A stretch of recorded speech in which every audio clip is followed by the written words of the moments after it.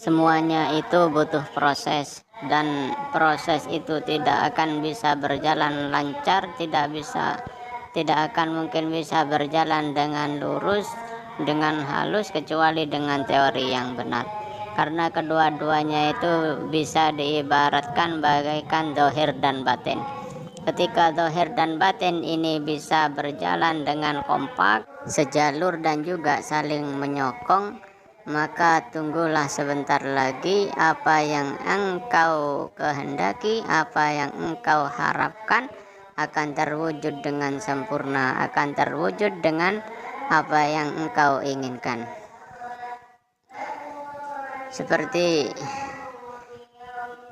apa yang telah disampaikan oleh para ulama-ulama kita, dan juga seperti apa yang telah disampaikan dalam kitabnya Syekh Samsuddin bin Abi Abdillah, wa'lam annahu yanbaghi lil aqil wal arif al kamil ayyamshiya ala tariqil mustaqim alladhi zahirihi syari'ah wa batinihi haqiqah.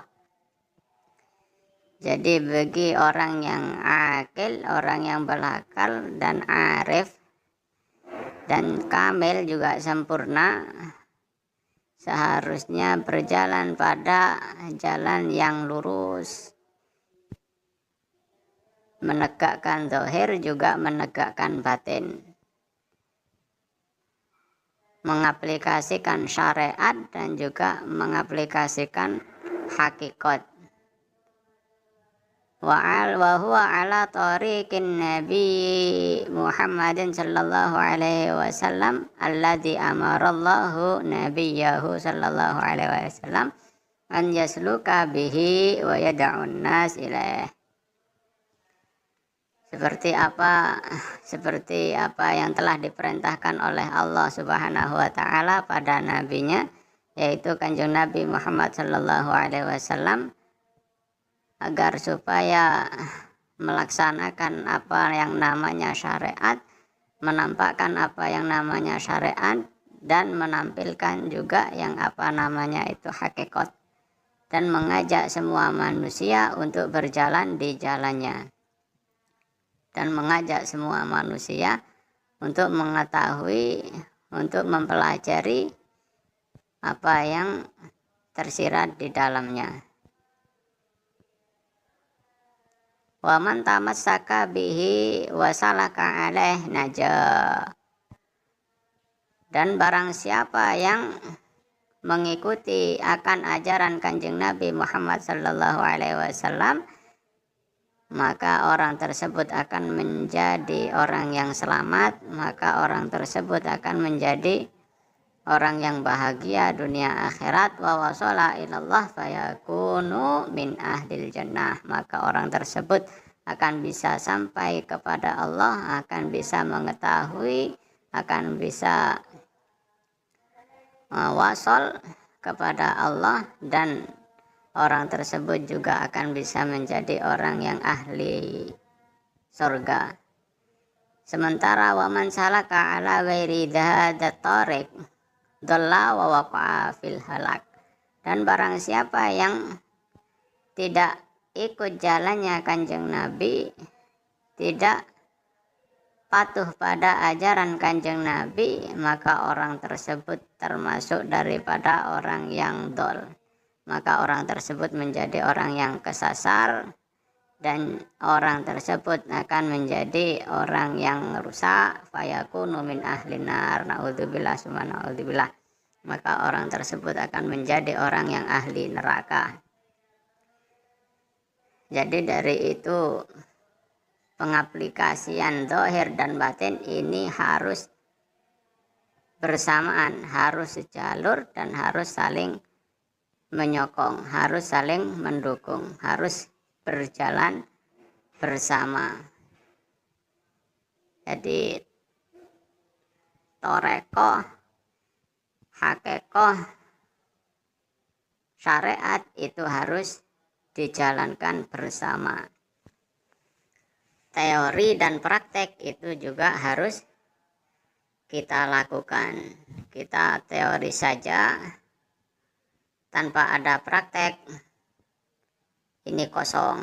Tapi praktek tidak ada teori, ini akan rusak. Seperti itu. Lalu dilanjutkan lagi, fali ajli hada, karena itulah qala al-arif billahi ta'ala kullu syari'ah bila haqiqah atilah wa kullu haqiqah bila syari'ah batilah. Seperti itu. Jadi setiap syariat tanpa hakikat itu kosong, setiap hakikat tanpa syariat maka itu akan menjadi batal. Fala budda lil akil an yajma'a bainahuma li'annahuma mutalazimani wa huwa kamilil ma'rifah. Dan bagi orang yang berakal harus dan wajib melaksanakan apa yang namanya itu teori dan apa yang itu namanya praktek. Jadi sebelum praktek, teori kita pahami, lalu kita praktekkan, lalu kita aplikasikan, maka timbullah yang namanya buah. Maka indahlah proses itu, maka nikmatlah buah itu. Wa man tafaqqah walam yatasawwaf faqad tafassak. Bahkan didawuhkan seperti itu. Barang siapa yang hanya bersyariat, hanya memeraktekkan, tidak ada teori sama sekali, faqad tafassak, maka orang tersebut menjadi fasik. Maka perkara tersebut, perkara yang dilakukan oleh orang tersebut akan menjadi rusak. Wa man tasawwaf walam yatafaqqah faqad tazandak. Dan barang siapa yang tasawuf saja, hanya berteori saja, akan tetapi orang tersebut tidak mau praktek, tidak mau akan syariat, tidak mau akan fikih, maka faqad tazandak, maka orang tersebut termasuk daripada orang yang bodoh, orang yang tolol, karena tidak mengetahui akan kebenaran suatu agama, akan kebenaran suatu kaidah.